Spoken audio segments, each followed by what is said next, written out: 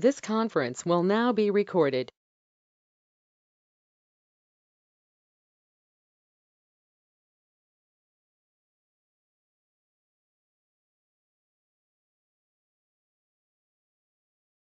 So in the previous session,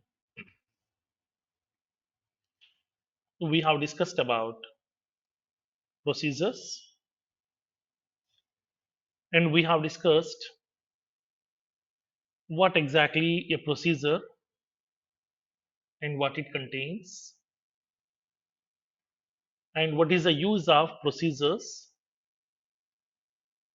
and how can we prepare the procedures in Apex programming, and what are the various types of procedures that we have in Apex programming we have discussed in the previous session. And yesterday we have discussed there are two types of procedures available in Apex programming. First one, non-parameterized procedures. Second one, parameterized procedures. And yesterday we have discussed what exactly non-parameterized procedure, how to define those procedures, how to write the business logic inside this, how can we invoke the business logic we have discussed in the previous session, along with few practical use cases as well. And yesterday I have given two assignments to you, okay, to work on this by using procedures. Anybody has done?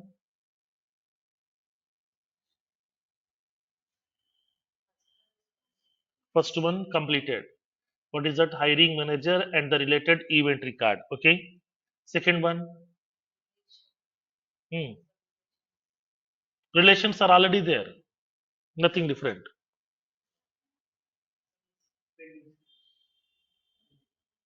Pending. Why? What is the difficulty in that?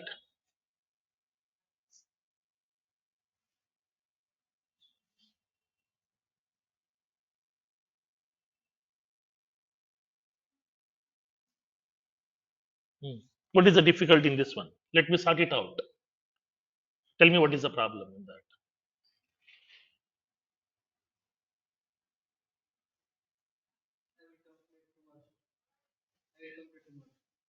Tomorrow. Okay. Hmm. How to write this code?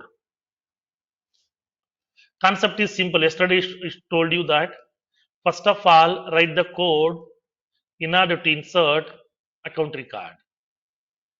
So once account record has been inserted, as a step 2, create a related contact record. This is a step 2. Once the contact record has been created, then as a step 3, create the related case record. This case should be associated with account and contact both. So now relations are already mapped that has been given by Salesforce. We no need to do anything. Just we have to write the code to insert the records. Okay. Now, let me give you the high level. I'm not giving the complete code. Just will give you the high level code. How can we write?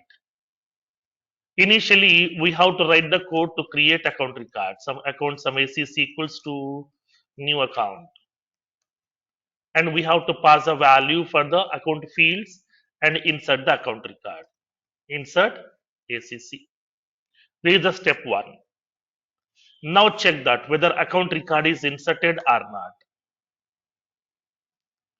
If ACC.id not equals to null, then we are showing the message here.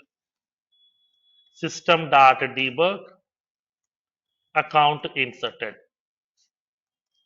Here we have to write the code to create contact.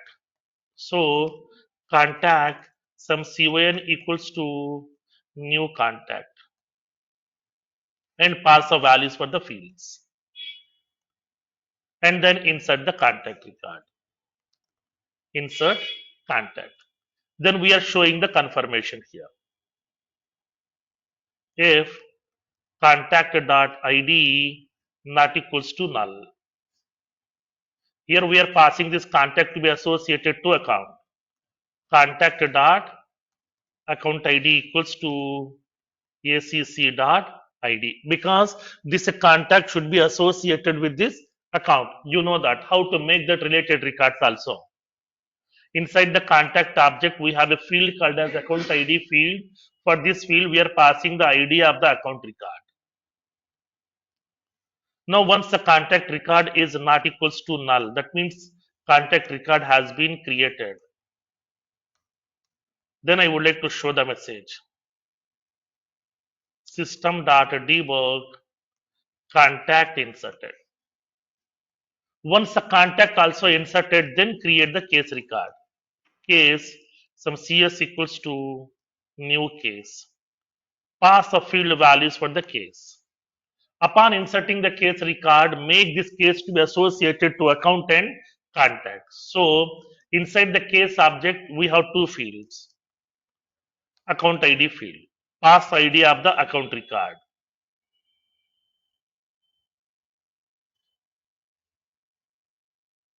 Pass the ID of the account record. CS dot contact ID field, to which contact it is associated here. Now contact dot ID. Then insert the case. That's it. Simple, over. Remaining story will be same. If CS dot ID not equals to null, then we can show the message system dot debug case record inserted. That's it. Simple. Step by step we need to implement here.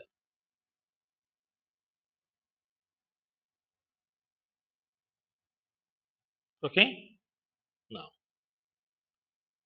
Now we have to pass that account record ID to contact, and then we have to pass account ID and the contact ID both to case. This account ID field, contact ID field, both are already there in the case object. We no need to create any data structure. Just you have to write the code to create the record. That's it. Clear? Now will you complete today? Okay. Next one. Now today we'll see parameterized procedures.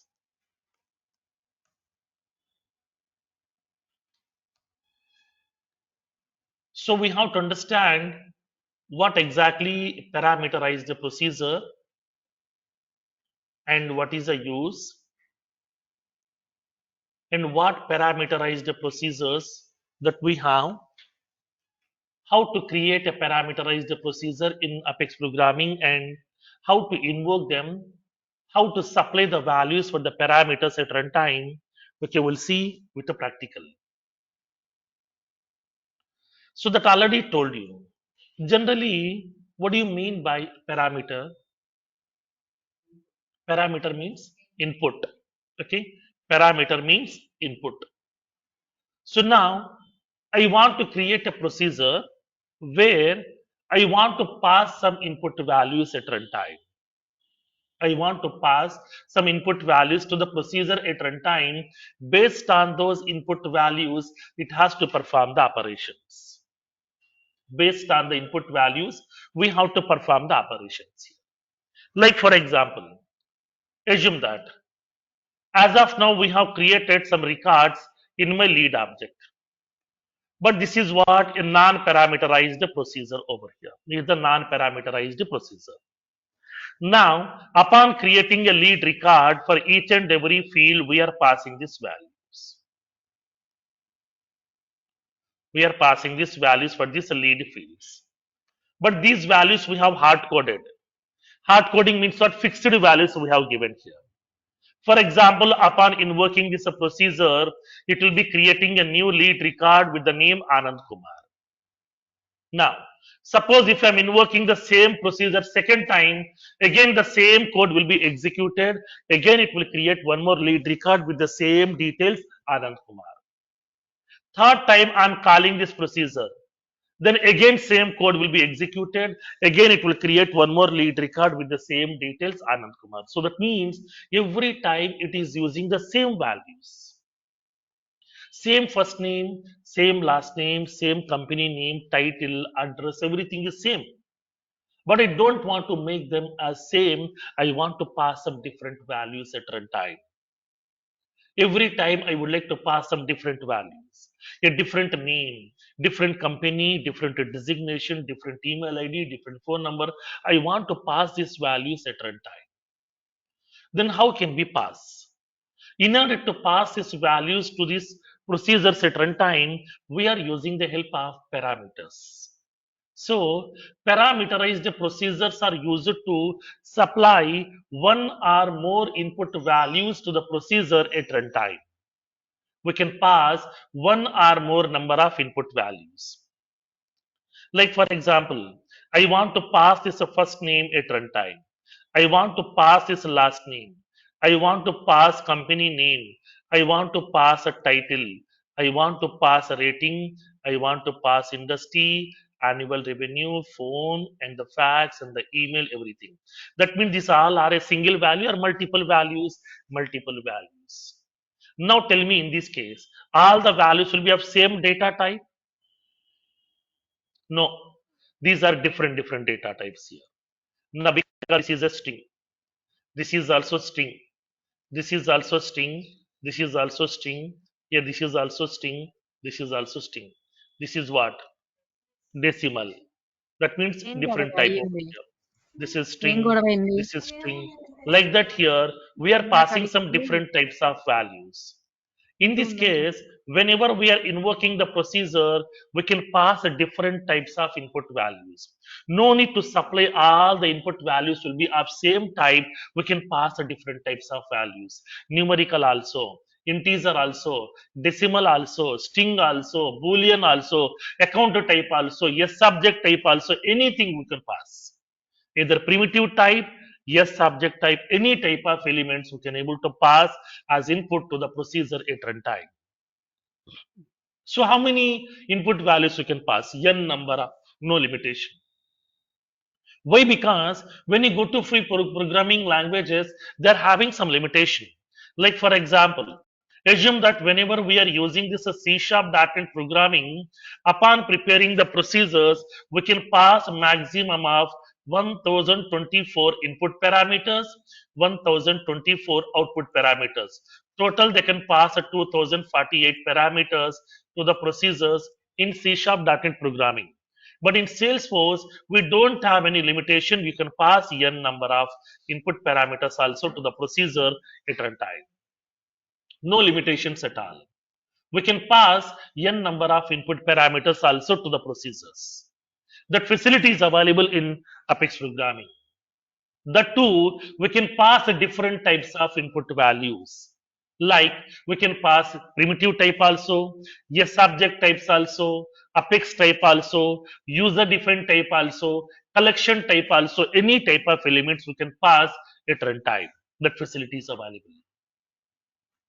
Then in this case, how to prepare parameterized procedure? What is the syntax we used to follow? Now let me explain. Okay. Now, whenever we are preparing the parameterized procedure, we have to follow the syntax like this.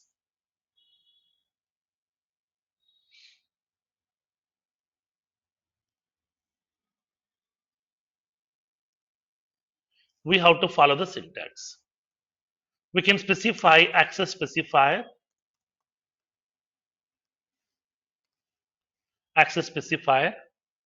specify the keyword void,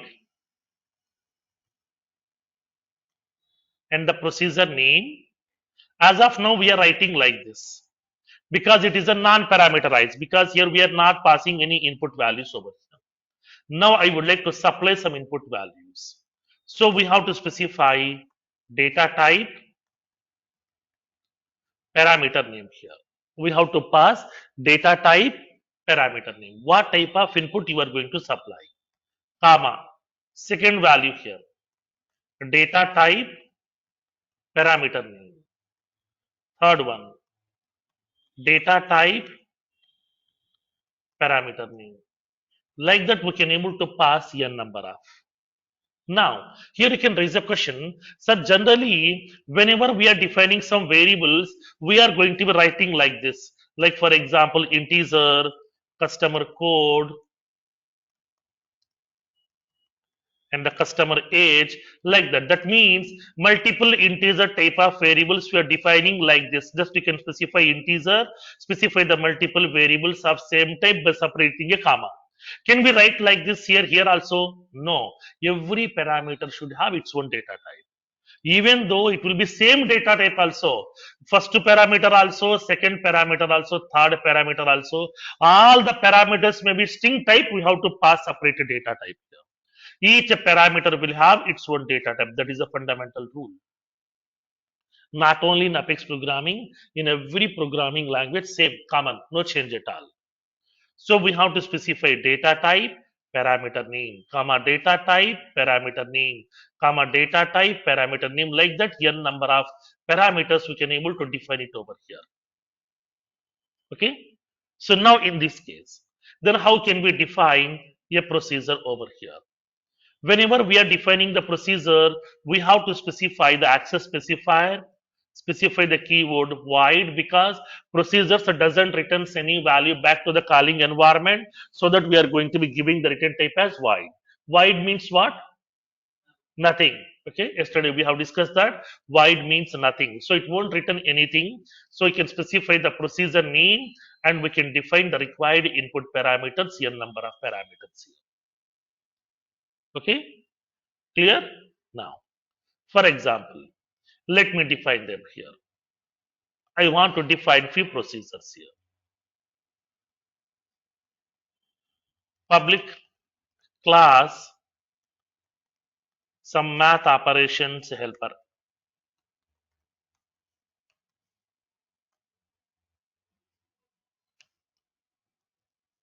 Now, I'm going to be preparing the procedures over here.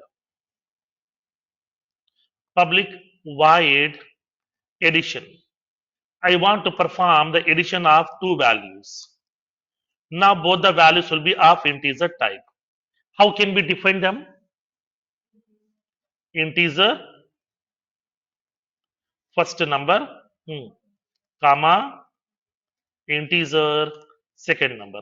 That means this is a procedure with the name addition, which will take two integer type of parameters over here.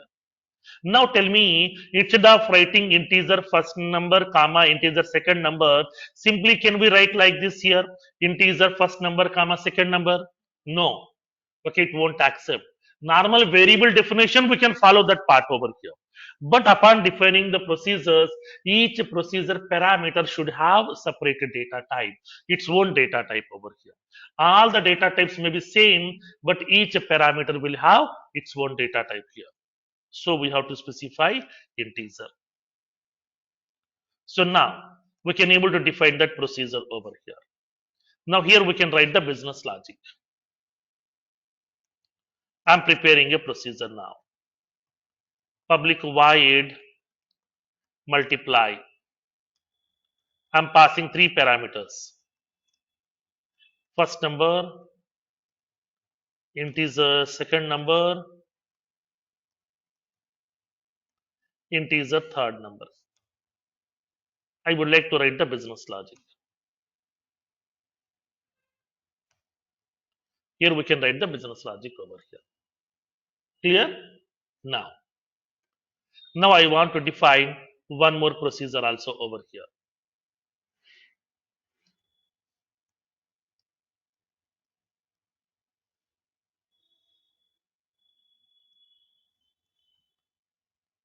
Public void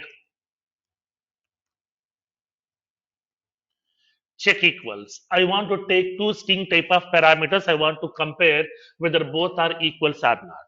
Now tell me how to write the parameters.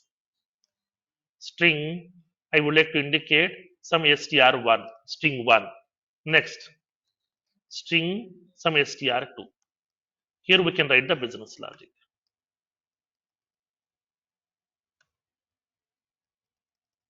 Okay. So now like this here, we can define n number of procedures also inside a class. A class can have n number of procedures over here. Okay. So each procedure can have n number of parameters also. There is no limitations at all.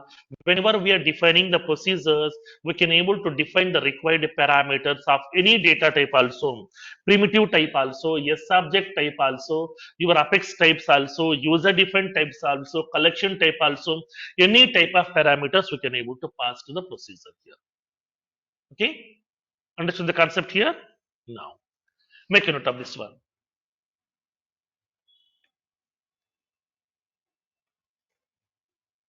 Parameterized procedures.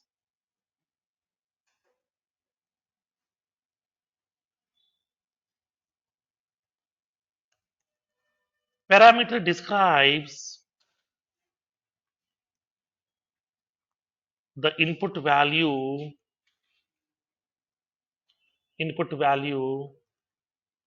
to be supplied at runtime.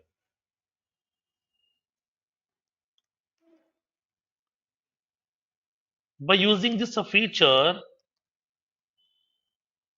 we can define the procedures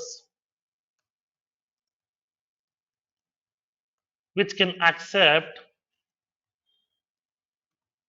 the input values at runtime so that based on the supplied input, we can perform the operations. Hence, we can make the application functionality dynamic.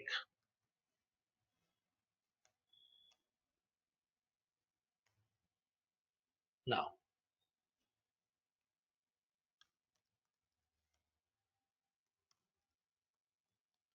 a procedure can have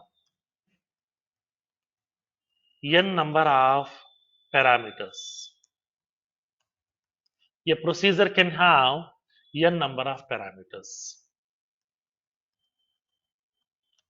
Each parameter should have its own data type. Its own data type based on the need. Each parameter should have its own data type based on the need.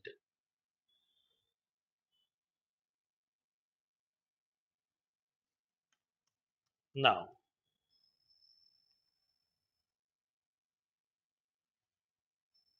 in this case, we can supply or we can define the parameters which can accept the values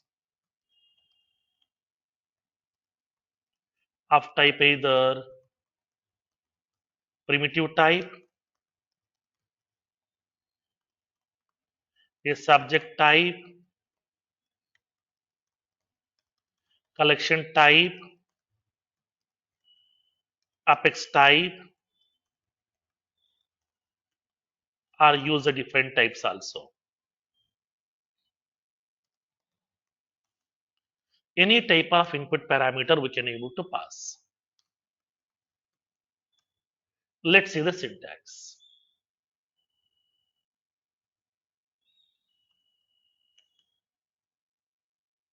We can specify access specifier, void, procedure name. Here we can specify the data type, parameter 1. Data type, parameter 2. Like that we can define a number of.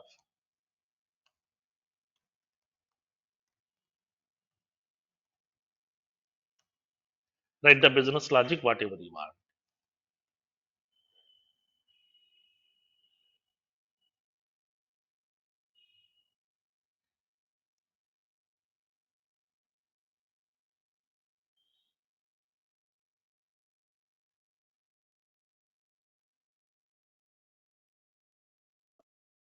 Firoz, these are called as methods or functions, right? Why we are calling procedures here?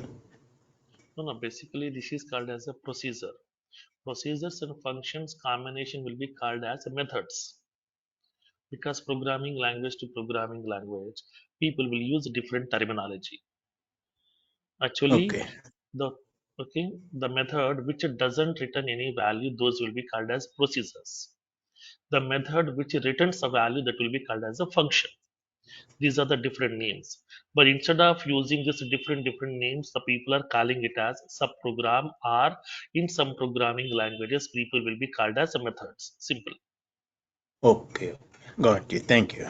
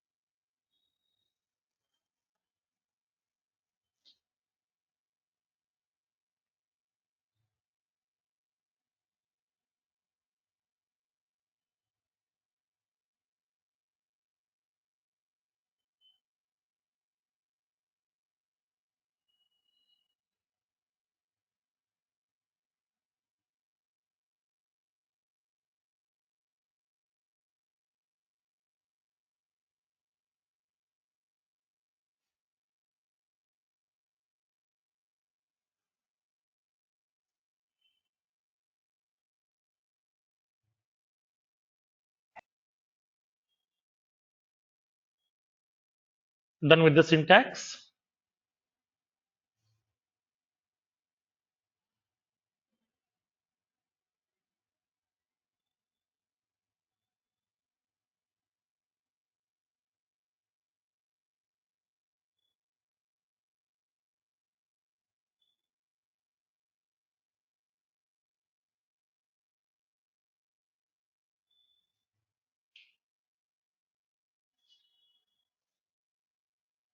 Done. Next. For example, public class math helper. I'm preparing the procedure. Public void addition. I'm passing two values. Integer first number, integer second number. Just you can give one line of code over here, one line of space over here. Okay, I will tell you the code, how to write. Okay, inside the braces here, just you can give one line of space. Next, I'm preparing one more procedure. Public void multiply.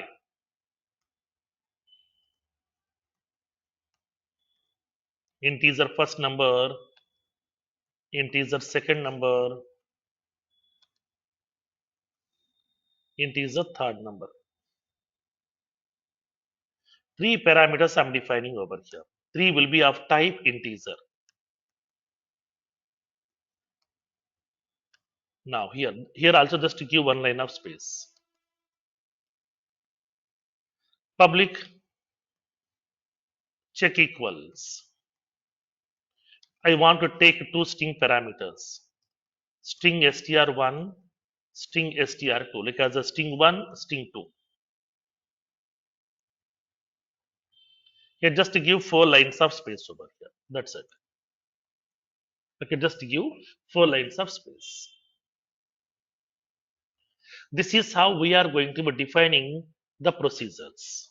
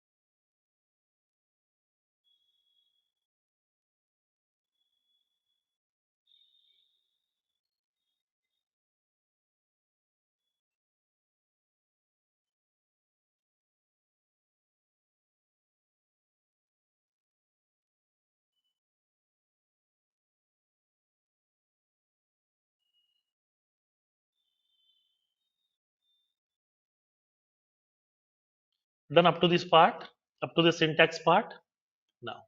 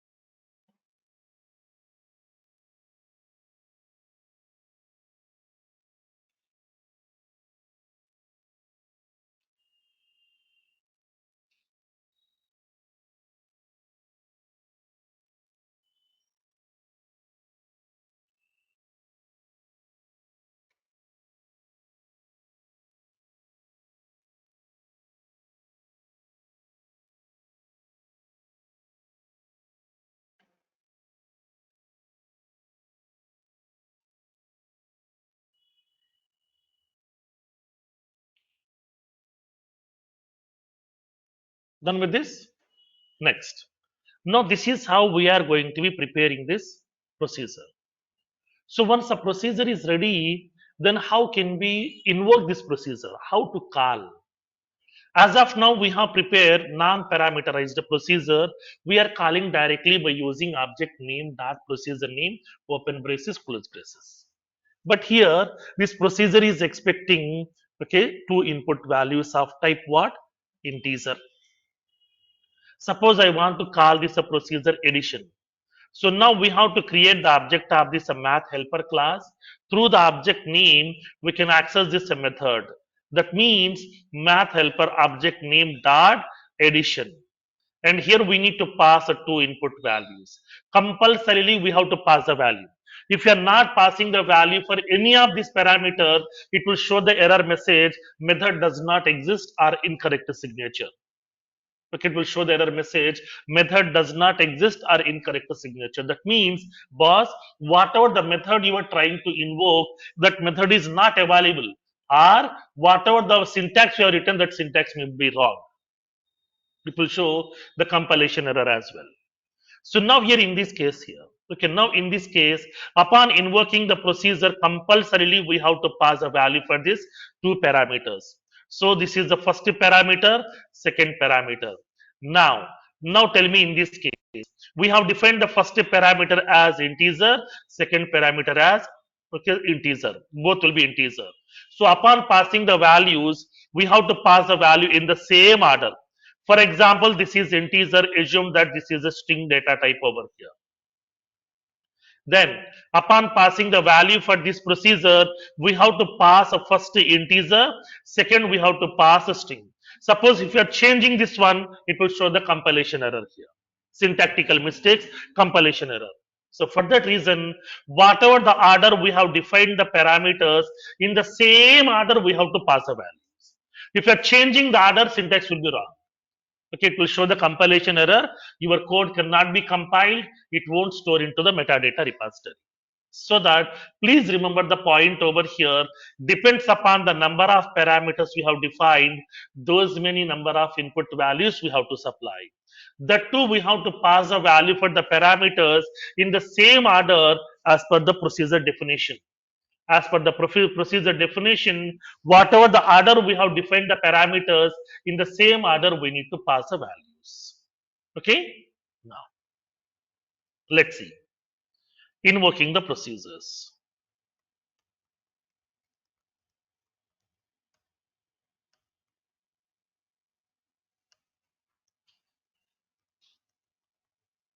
Once the procedures has been defined with the required parameters, then We can invoke the procedure with the help of object of the class.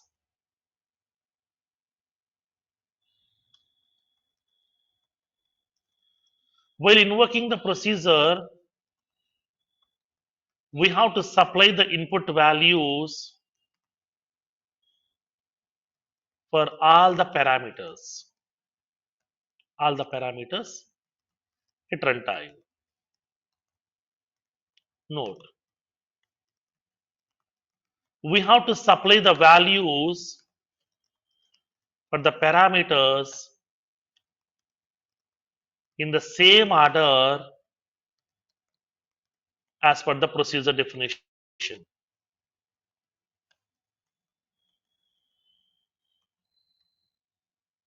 As per the procedure definition. Syntax. We have to specify the object name dot procedure name. Here we need to pass a value, like as value 1, value 2, value 3, value n, like that. We need to pass the values for all the parameters here.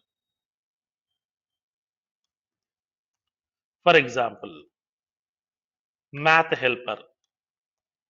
Some m helper equals to math helper. I'm invoking the procedure. M helper dot addition. How many parameters are required? Two. Both will be of type integer. I'm passing the value, okay, 29,000. Second one, okay, 1200. I'm passing these two values. Second procedure, math helper dot multiply. It requires three parameters. I'm passing the value 279, comma 700, and then 120. I'm passing three values. Math helper dot check equals. We have to pass two string values. Like as for example, welcome, comma India. Both will be of type string. String values has to be enclosed in single quote so that we can pass the first string parameter value, comma second parameter value here. We need to pass a value for all the parameters.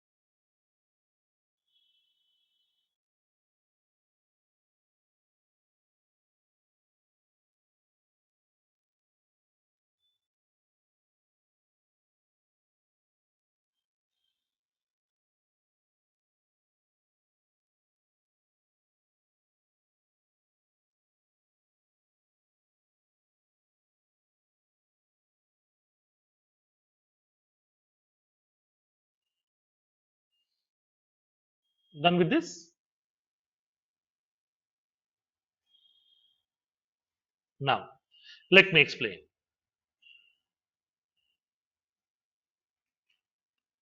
So this is the procedure we have defined here. These are the procedures we have defined, like addition procedure, multiply, and the check equals. How to invoke them? Now let me show you here. I'm invoking the procedures. In order to invoke the procedures, what we have to do? Create the object of this class. What is the class name here? Math operations helper. Some m helper equals to new math operations helper. I'm creating the object of the class. Now I'm accessing the first method addition. In this case, how can we access m helper dot addition? But we have to pass two values. The procedure is expecting two input values of type integer. So I'm passing the value, okay, 24,000, second value some 12,000. I'm passing two values over here. Whenever I'm passing these two values, what will happen is this value 24,000 will be passing to that first number parameter. Now this value will be supplied to that first number parameter. Second value will be passing to that second number parameter. That means this first number where parameter value is what now? 24,000. Second number parameter value is what? 12,000. So now it is having this two values here. Now here we can write the business logic here in order to perform the operation. So now in this case here, how can we perform this operation? Now let's see. Here we can able to write system dot debug. Okay, addition result is we can specify first number. How to perform the addition? Plus second number. That's it. We can able to write the statement. So whatever the values we are going to supply, the values will be storing inside the respective parameters here. So here we can able to write the business logic. System dot debug.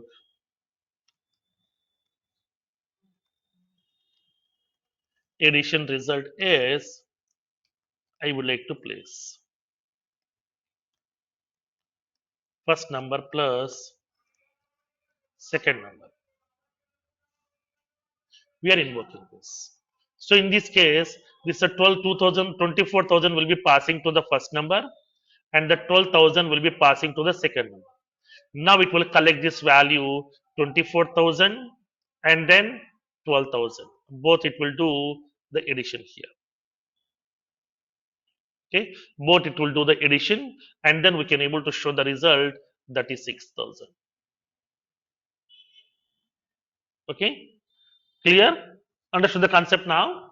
So whatever the values were supplied, those values will be placing inside the respective parameters over here.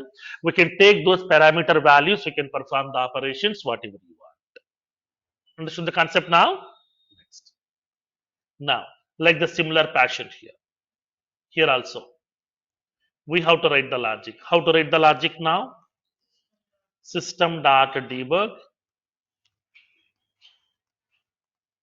Addition result is we can specify that first number plus second number. Take those two values, perform the addition. Here we can write that system dot debug.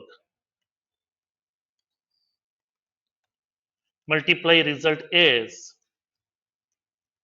I want to show that first number into second number into third number.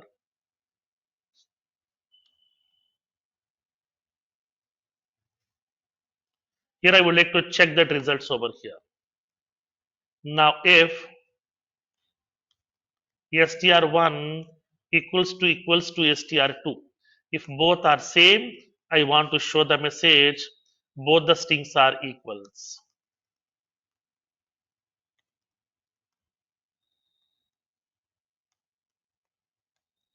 else system.debug, both the strings are different.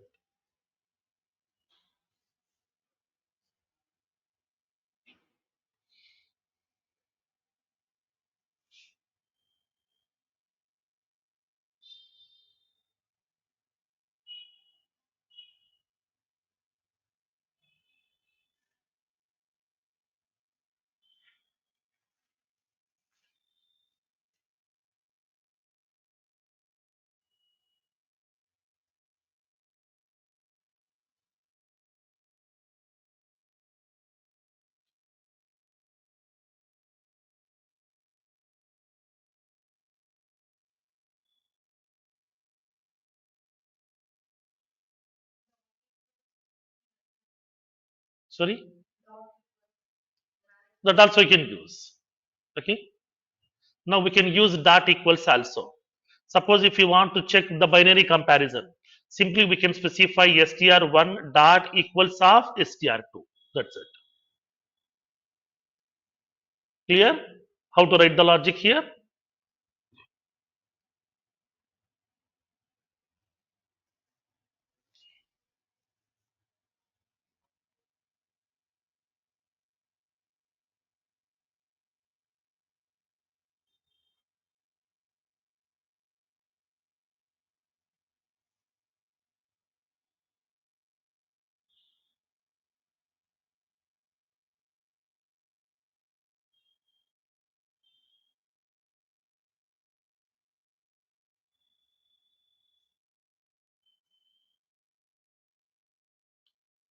This procedures and the parameterized procedures are very, very important because every time we are writing the business logic in the form of procedures and functions only.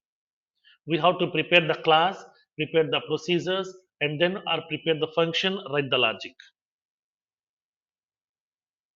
We can go with any technology also. This is the base.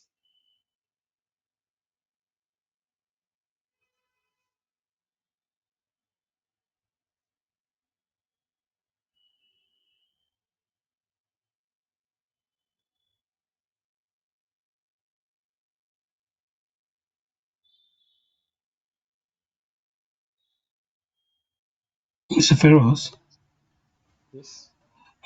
the particular piece of code, where did you assign the value here? Now, because these values were passing at runtime, right? Upon invoking the procedure, we are passing the value. The value will Okay, be assigning from outside. That's what. okay, I will wait. Okay, thank you.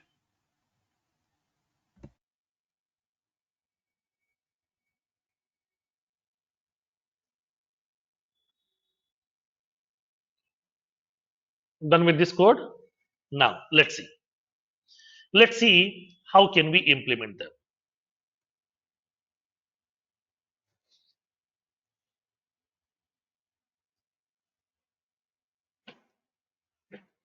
So let's take a small use case now. How to perform these operations. Take a small use case. Write an Apex program to perform the mathematical operation. That means mathematical calculations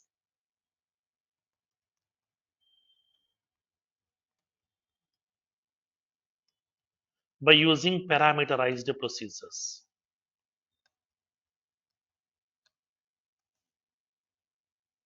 Write an Apex program to perform the mathematical calculations by using parameterized procedures.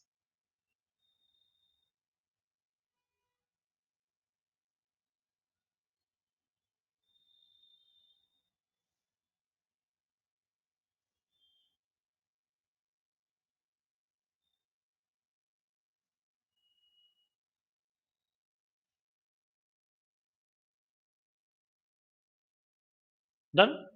Now, let me show you how can we write this piece of code.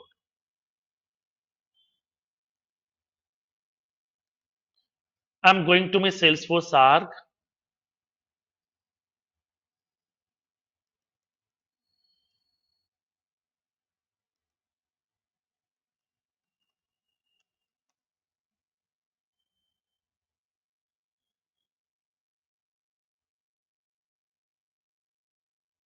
I'm going to the developer console.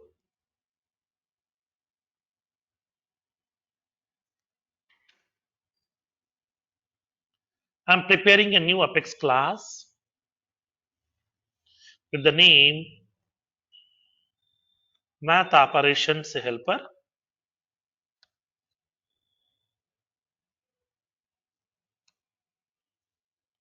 This is the class which I have prepared here with the name Math Operations Helper. In this class, I would like to prepare some procedures in order to perform the mathematical calculations.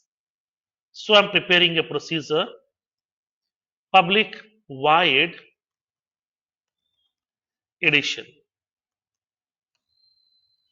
Upon performing the addition operation, I want to pass two input values. Both will be of type integer. Integer first number, integer second number. Okay, integer first number, comma integer second number. Two parameters I'm passing. So whatever the values that I'm passing to my parameters, the values will be storing inside this parameter variables. Now I want to take these two values. I would like to perform the addition. I want to show the result. So that I'm writing the business logic. System.debug addition result is I want to perform the addition of these two values. First number plus second number. That means inside the parameters, whatever the values are available, I'm collecting these two values. I would like to do the addition of these two values. I'm representing the result over here. Clear? Next.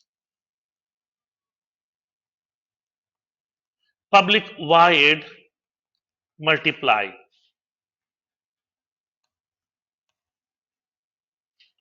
Here I'm passing three values. Integer, first number, integer, second number,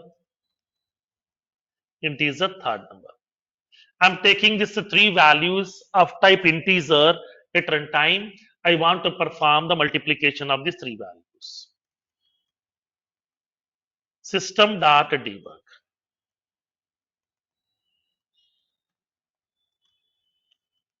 Multiplication result is I would like to show that operation result, like as first number value into second number into third number.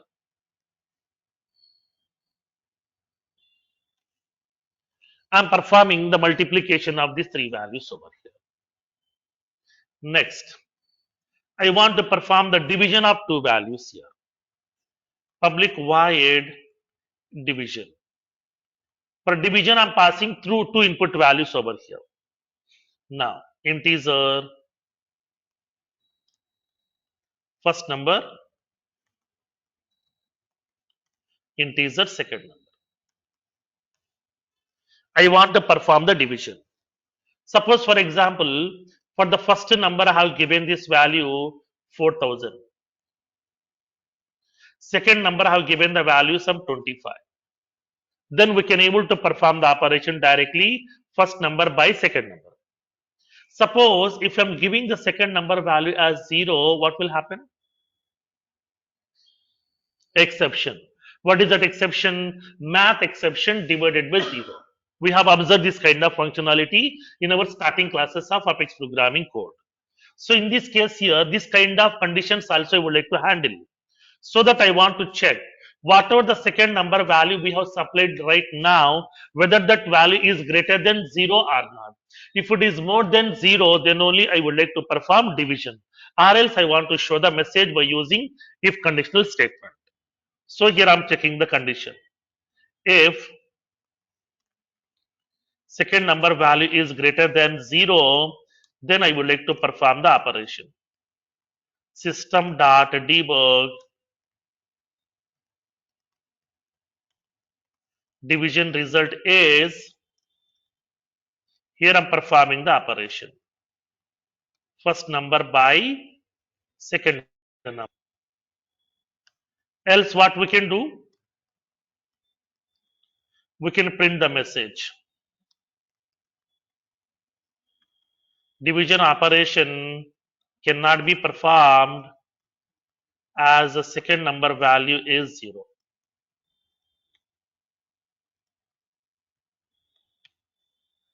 As the second number value is 0. Inside this procedure, you can write any logic. You can use all the things also. You can use your conditional statements, iterative statements, arrays also. Everything we can use inside this. Okay. If the operation is very simple, directly we can write. If the operation is a bit complex, we can include all the things inside that. SOQL queries, DML statements, SOSL queries, everything we can write inside the procedure itself. So procedures and functions are the base upon writing the business logic. Okay, clear? Now, now tell me here. Let me tell you one small point here. Generally, we are designing a login screen. On the login screen, you will be having two text boxes. One is for username, second one is for password. And then you will be having the login button. Upon click on this login button, what will happen? Whatever the first name, that means username you have supplied, that will be passing to the username parameter. Password will be passing to the password parameter here. Upon click on the login button, it will call that validate method or login method. It will collect this both the values as input. It will do the operation based on the verification. It will show the message was invalid username or password. If both are invalid, if it is valid, it will be allow you to access the application here. Okay, so everywhere we are using these procedures only. Upon click on button control, if you are able to do some operation, then that is because of procedures. Okay, clear? Now, so that here procedures and functions concept is a base concept here for every programming. Not only in Apex programming, even though when you go to C programming, C++, Java, .NET, Python, wherever you go, everywhere common. Okay. Now, next one. Now let me show you how can we invoke this procedure over here. I want to invoke the procedure.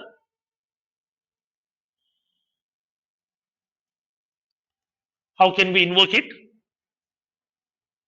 Create the object of that class. What is the class name? Math operations helper. So I'm indicating some m helper equals to new math operations helper. I'm creating the object of this class. Then I would like to invoke the method m helper dot addition. How many values we have to pass? Two values. I'm passing the value 25,000, 1200. Okay. Suppose if I'm passing one more parameter also. Do we have any method with the name addition with the three parameters? No. When you click on execute, it will show the message in okay, method does not exist or incorrect signature. You will be getting this error message over here. Boss, it is indicating that boss, we don't have any method with the name addition inside the class with the three input parameters of type integer. But we have a method with addition name with two input parameters only, but third input parameter method we don't have. So that's what it is showing this error message. I'm passing this. Okay. Now click on execute. Whenever we are invoking this method, now this 25,000 will be passing to first number parameter, 1200 will be passing to second number parameter. So this value will be 25,000. This value will be 1200. Now it will take these two values here. First number value plus second number 25,000 plus 1200, 26,200. It will print that result. Addition result is 26,200. Clear? Now, this is how we can pass the values to the procedures at runtime. Now let me execute this piece of code. Click on execute. Select the debug only checkbox. Now we can see the result. Addition result is 26,200. Clear? Now. Next one. I'm calling that second method also. M helper dot multiply. I'm passing the value 340, 289, 764. Three values I'm passing over here. It will take this three values, it will perform the multiplication operation, it will print the result. Click on execute, select the debug only checkbox. Now we can able to see the result also over here. Next, third one. I would like to invoke the method m helper dot division. I'm passing the value 38,000 1250. This is the value. Click on execute. It will show the result. Select the debug only. Division result is 30. Suppose, for example, if I'm passing the second number value as 0, then what is the result that we are expecting now? Now it will show the message. Now division operation cannot be performed because second number value is 0. Clear? Understood the concept how to write the code? Now make a note of this class.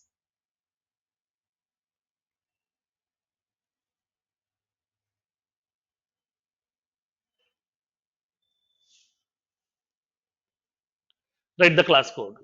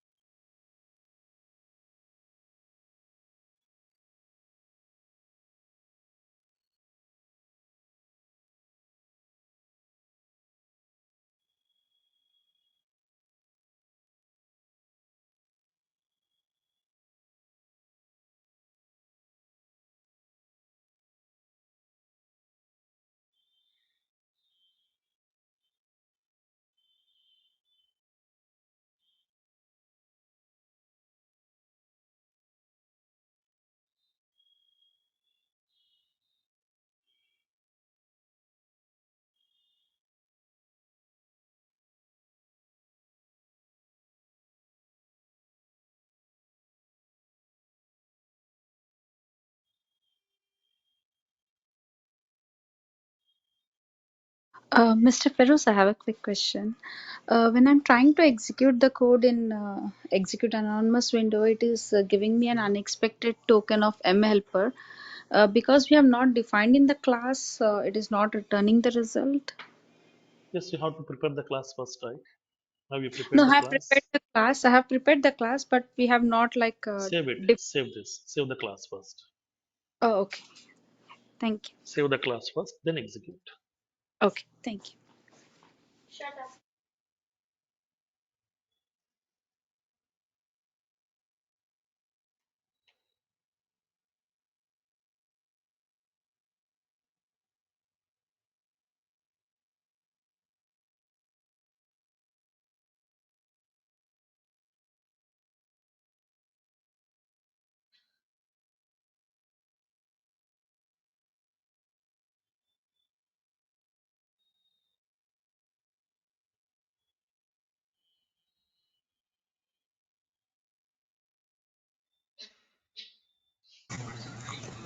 Hi Firoz, do we have any option to store our code like repository in Salesforce?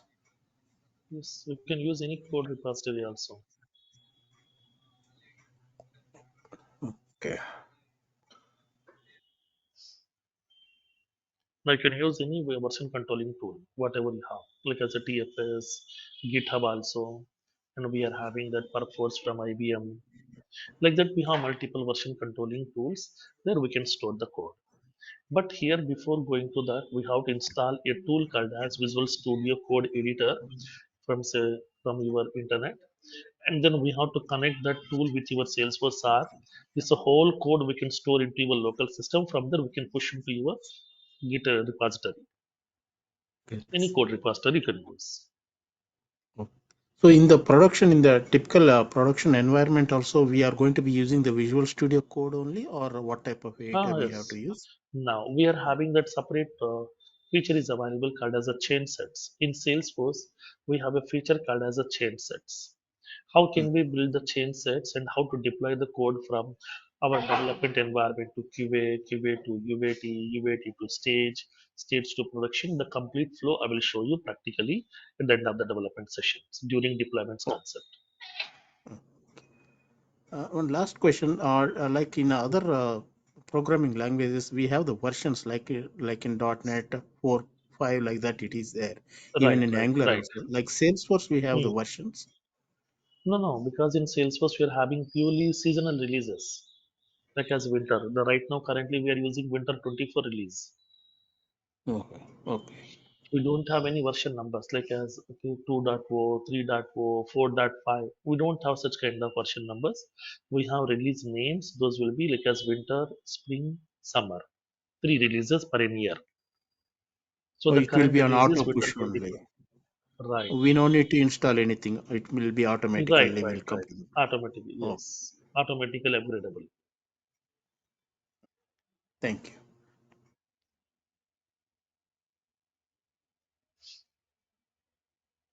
Done with this? Now, execution.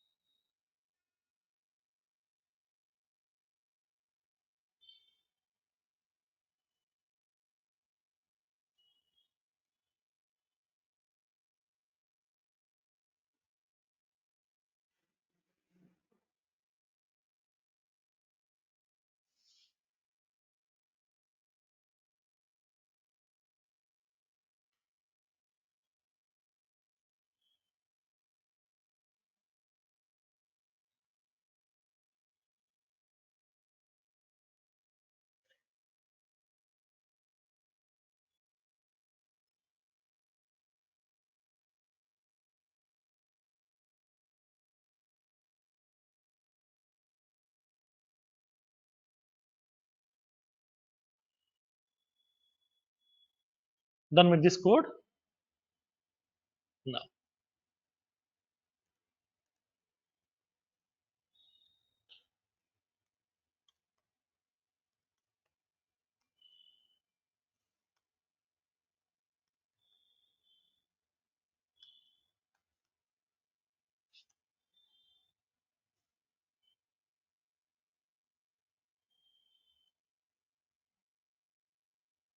now. So this is how we are preparing parameterized procedures.